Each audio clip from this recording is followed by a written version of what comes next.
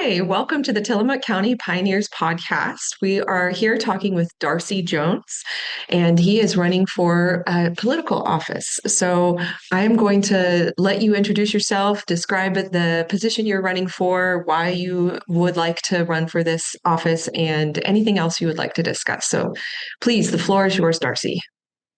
Oh, okay. Uh, I'm Darcy Jones, and yeah, I was born in Tillamook, and I've lived here all my life. And I do a, I'm an excavating contractor, and I've been, working at that for more than 50 years. And I've been a licensed general contractor myself for 32 years. But I am running for county commissioner, position number 2. And a lot of the reason for that is I've just in the last 5 or 10 years, I've seen this huge disconnect between the Department of Community Development and the ability to actually, build or do anything in Tillamook County. And we have a serious lack of low income housing and um, workforce type housing. And uh, as far as I can tell, a lot of the reasons for that uh, is it's so hard to work with the Department of Community Development. And I have in the last 10 years, I've been doing some work in other counties, other jurisdictions like the city of Salem. And it's so much easier to work with those people out there. Um, and I'm kind of Yeah, hope to bring. that's a very interesting comparison. Why don't you elaborate a little bit on what the biggest differences are between the departments in Salem and here in Tillamook County? Well, in Salem, they have a lot more rules in Salem. It's very, they're right down to the really small details. But they, they're a bigger city and they have more personnel on staff.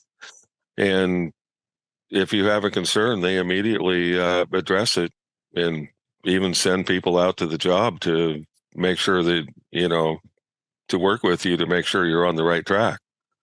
And there's never a holdup. You know, they never once came out and actually put a stop work order on the project and then, you know, not answer the phone for 4 weeks. Is They is just, that something that you've experienced here in Tillamook County in terms of delaying your existing uh, construction projects? yes, it is. Okay.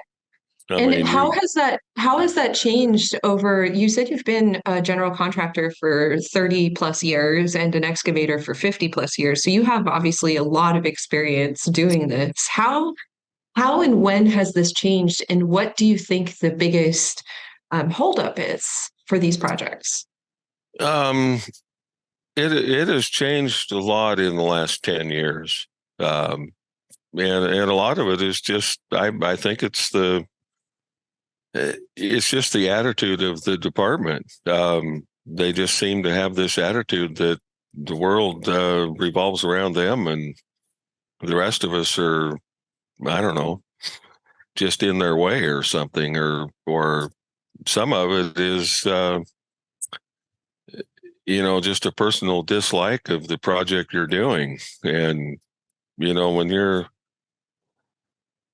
in charge of a department like that, you can't have personal dislikes of certain kind of projects. When they all come in and they can all be permitted, you shouldn't be allowed to have a personal dislike of any certain project.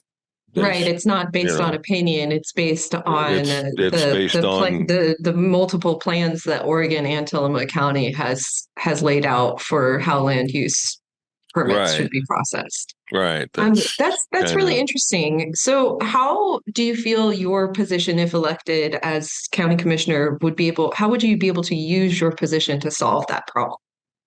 Well, my understanding is that the position I'm running for is directly in charge of the Department of Community Development. And so I basically plan on just changing that attitude.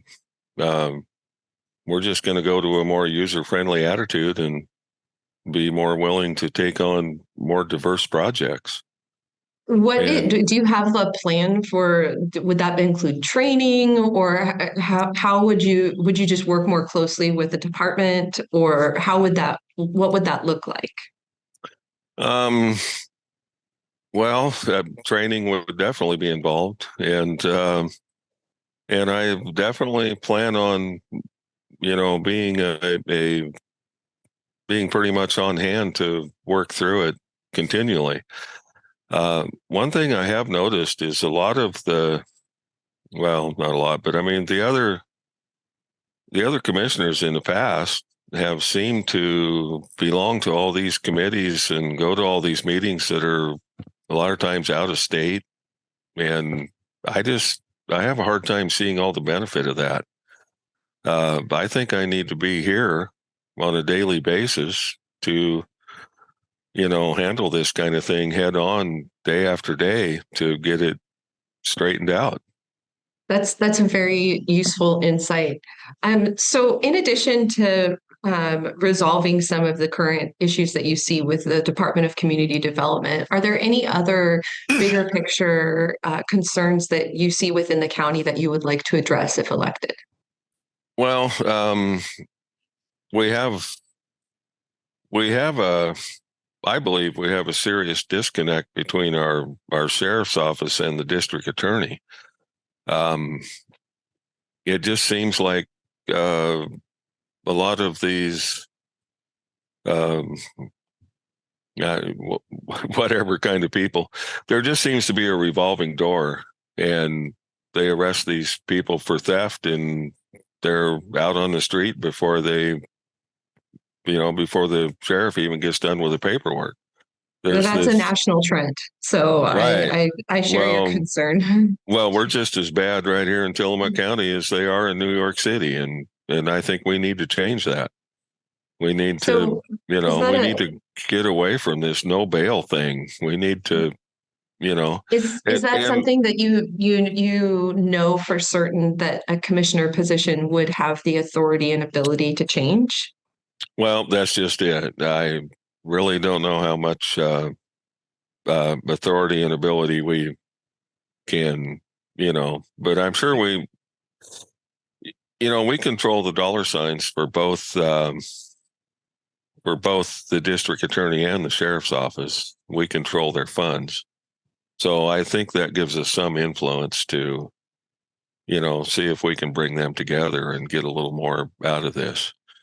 It sounds like you're really looking towards collaboration and working more closely with all of the departments that you would potentially oversee. Right now, Tillamook County has a pretty serious budget deficit. Do you have a plan to address that? Um, that kind of goes right back to the Department of Community Development. Um, the only thing I can see on the horizon that is going to, or that we're going to be able to do to make a positive cash flow is we're going to have to create more tourist dollars. We're going to have to create more business that gets more money from tourists. Um, the transient lodging tax, a portion of that goes directly into the county budget, and we need to increase that. And we can increase that by building more campgrounds. But we can't build more campgrounds when the Department of Community Development keeps shutting them down. There's a project in Tierra del Mar right now that is on hold after 2 to 3 years of engineering and soil scientists and consultants and planning commission meetings and all this, and it was all signed off and okayed and everything was great, but then they go to get the permit from the Department of Community Development, and then they have a whole nother list of things that they want them to do that's already been done. These geohazard reports don't expire. They're good forever. So this is the kind of thing that we need to um, move forward with, because this is nothing but a campground. These aren't even short-term rentals. This is a campground, and they will pay transit lodging tax um, continually, and the value of the property will go from, maybe a couple $100,000 to a couple of $1 million, and we get tax revenue from that, and that's the kind of thing we need to pursue to correct our budget. I penciled it out myself, and I I have done a lot of subdivision work in Nescoin and Pacific City. I even did one in Netarts just a couple of years ago, and I have personally created, with the projects I've worked on, over $150 million worth of taxable property. That's a And really interesting statistic, and it yeah, frames the work that construction workers do in a right, really, really useful way. right. Speaking of that, so in addition to streamlining or improving the process for community development permits, are there other goals that you have for increasing tax revenue outside of increasing the transient lodging tax revenue? Well, it's just hard to say what's really out there, and we're going to have to, study and find things that we can do. And one thing I've kind of seen is there's some people that grow wasabi, and Oh yeah, that's out in Netarts, yeah, well, no, actually um, they're on the port of Tillamook Bay. They bought a piece of property there, that's fantastic. but and they've been doing this for quite a while, and they're making pretty good money, and I think we get a certain amount of revenue from that. I don't know what it is, but you know that's eh, that's a pretty small business. There's not a lot of market for that, but I think we need to find more agricultural ventures of that kind that we can find and bring into the county. Um, That's really you know that's a very the good point in terms of the small business and the niche market that Tillamook has. If you were Yeah. going to envision bringing in new agricultural businesses to the county, how would you do that? What be your process? Well, I don't know. I think we need to get some advertisement going that maybe that this kind of thing is possible to do. Um, Everything seems to be done on the internet, and I'm not a I'm not a real technological person, but I think I would. You managed to get this Zoom meeting going, so I think you're doing fine. Well, there we go. But I kind of think we need to put ourselves out there.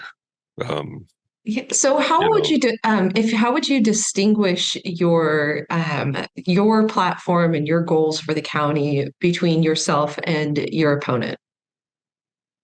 um, well, I would like to think I'm kind of trying to look at a broad picture of everything that the county needs to do, and Paul's a pretty nice guy, but I'm sort of getting the feeling that he's pretty focused on the sheriff's department.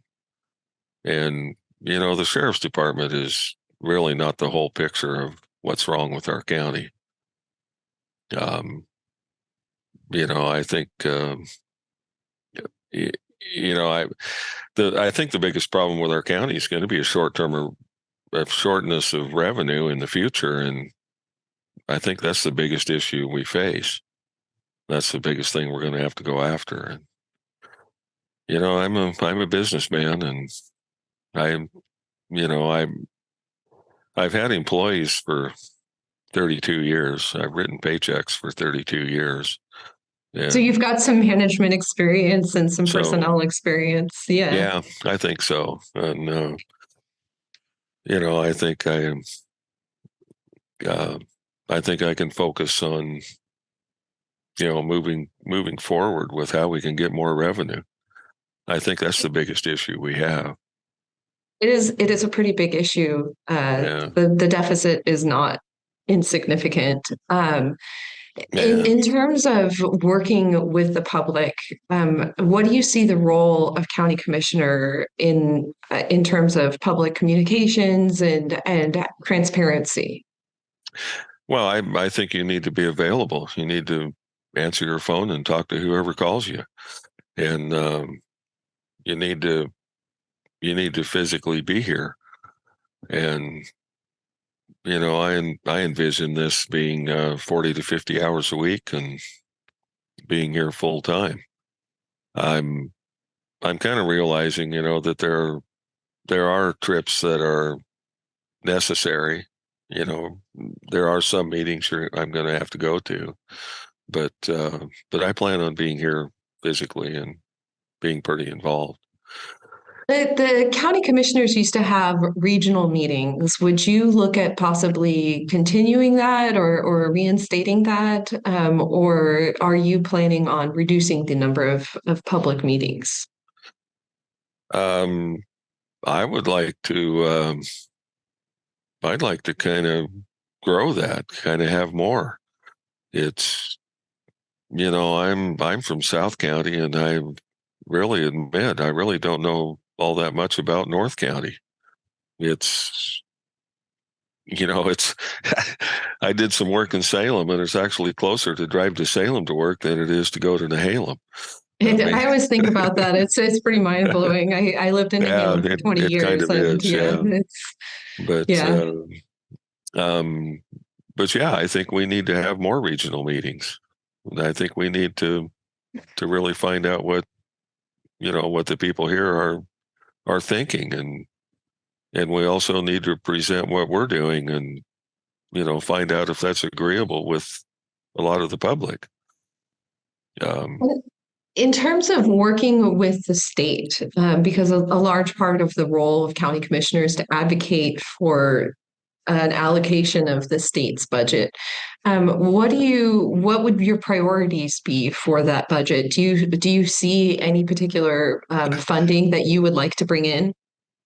well, I kind of have to admit I'm really not all that familiar with what they have out there, as far as grants and that kind of thing. But there again, I plan on putting the time in to find out what's available, and we need to go after anything we can get that we can afford to take. Um, what I found out being on the school board is a lot of time there's a lot of grants there, but if you take the grant, it has strings attached to it, and you have to do, you know, you end up spending more money doing what you have to Yeah, do to take it than you actually get out of it. I'm So you, very familiar with that. so you, um, yeah. yeah, you have to be careful about, what you take, what you get. That's In terms of your work with the school board, how long were you on the school board in which district? um, I was on the uh, Hebo School Board District, and then when they consolidated with all of the other school districts and became Nestucca Rural, um, I became part of the larger school district. Yeah. When was that? Uh, it was a while ago. I'm not real sure. It Yeah. was when they consolidated all of the schools, and then I was on, Nestucca's district, and between the two, it was a total of 16 years. It's quite a long time. It was quite How a do you, while. yeah, how do you feel Um, during that time?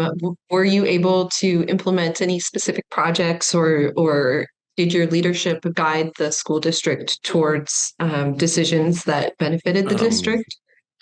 oh yeah, one of the first things um, one of the first things I did is computers were just coming into schools. When I was on Hebo School District's board, it was the new thing.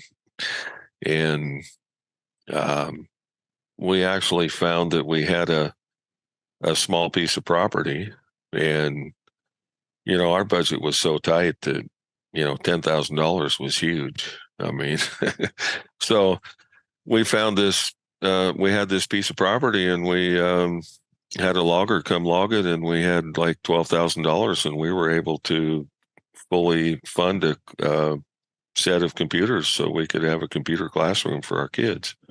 That's And interesting. and that was, that was right at the beginning. And then again, when we were one district, after consolidation, um, there was a big thing with um, two separate programs. One was Macintosh, and one was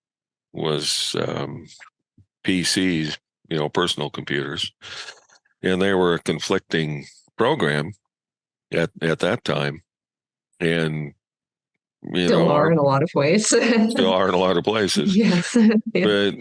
but um, our big push was we wanted to go with personal computers because PCs were what business all did, and Macintosh was pushed on schools, and the teachers were all in favor of Macintosh. But we decided that it was more important that our kids go join the business world when they got out of school. So we went with PCs, and yeah, that was pretty confrontational. I Um, think that debate is still ongoing. We yeah. have a few more minutes here on this call, so why don't I leave you with an opportunity to do a call to action for your voters? Maybe summarize what your Okay. platform is, and do the big ask, and remind them of when voting day is. It helps to have that in Right. their Right. mind. Yeah. Well, one thing I um, haven't really touched on is in Lincoln County today, they have over 700 multifamily, low income, and medium income units under construction that are being built today. And we I only think have Tillamook like, County is like 40 I think or I'm hearing a 200. number of 100 to 150, Okay. you know, Yeah. but it's not, yeah, it's nowhere near what we should be doing. And um, that's one of my big goals is housing. It's just and you can't build a cheaper house by adding to the cost of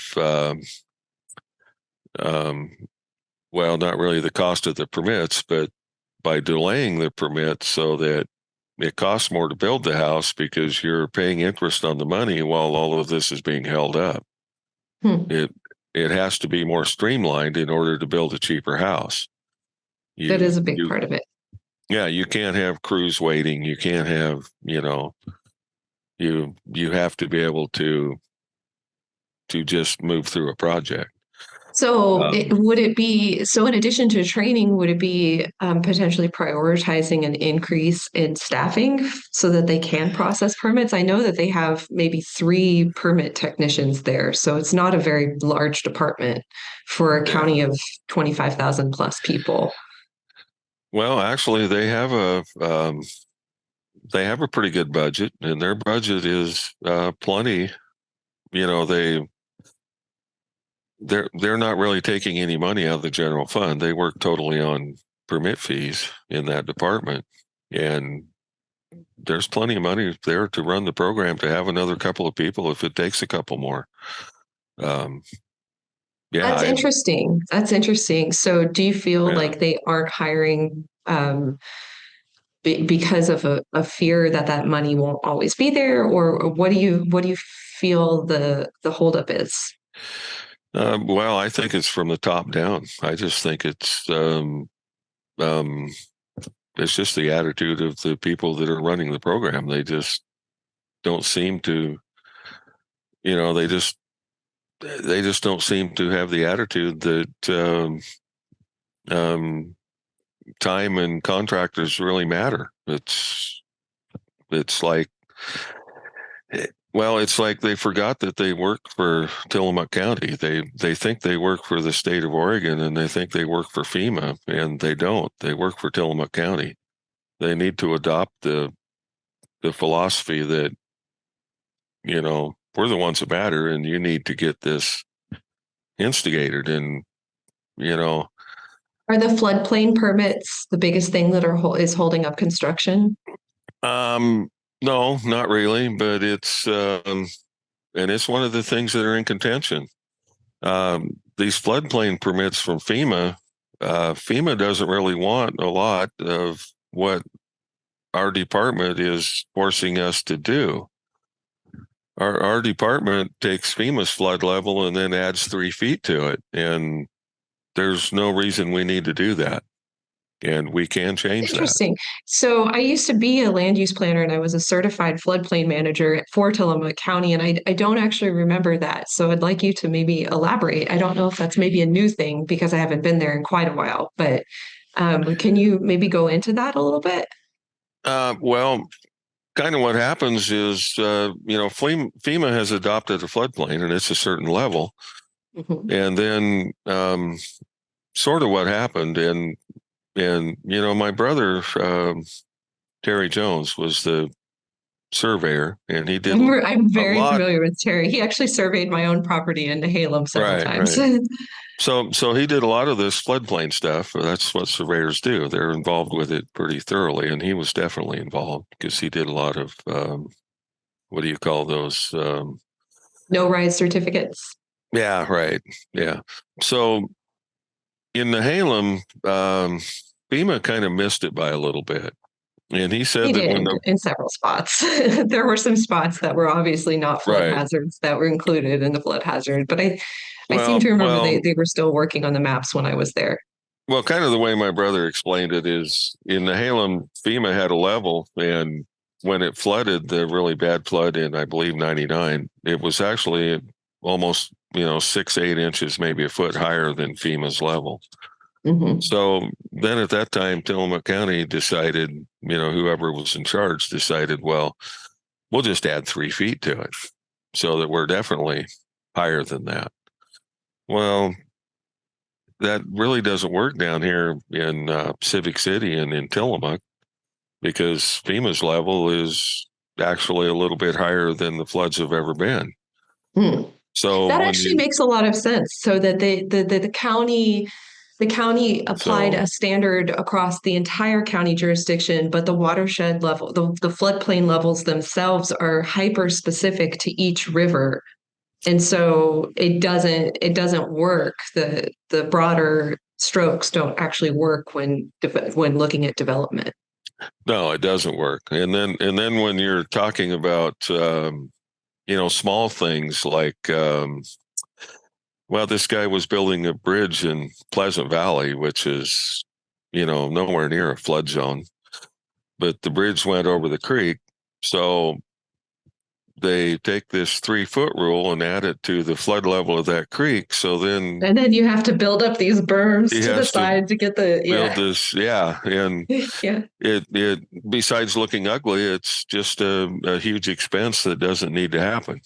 And Right. then and That then makes a lot of sense. here I'm the guy that sells rock, and it's what you have to build the berm out of. So what am I doing? Right. Right. But Yeah, but you turn still, what could be $1 million bridge suddenly becomes a $10 million bridge. And well, yeah. Well, this is more of a personal for his driveway. So what should have been maybe a twenty a thousand, culvert. yeah, maybe a $20,000 bridge turned into a 60 or $70,000 bridge that one person is writing a check out of his own pocket. Yeah. I mean, Yeah. this is a No, that makes a lot of personal, sense. yeah. So would you advocate to work more closely with FEMA to make sure that the county standards actually match the reality, or how would you as a commissioner address that issue?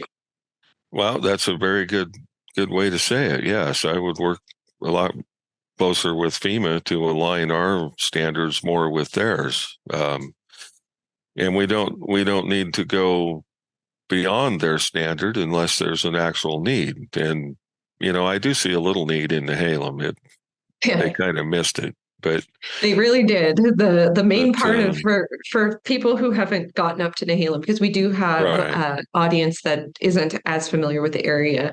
The main part of downtown Nehalem has nuisance flooding during high tide, and the main part of the 101 is underwater maybe 4 or 5 times a year. So they've raised some houses, but they haven't necessarily addressed like the flooding issue. So Yeah. there, and that's just one of many issues. So we just have, I think, about another minute or so. So why don't you Okay. remind the audience of the position you're running for and when election day is? That's always key. All right. Well, I'm running for county commissioner position position number 2, and the election is on May 21st. Uh, Great. I think the ballots are going to be in the mail shortly. So Fantastic. yeah. Well, thank you so much, So don't Darcy. forget And to vote. yes, thank you. That was wonderful. This has been Okay. the Tillamook County Pioneer Podcast. Get to know your local potential elected official. Thank you so much, Darcy, for your time. And I'm going to say adieu.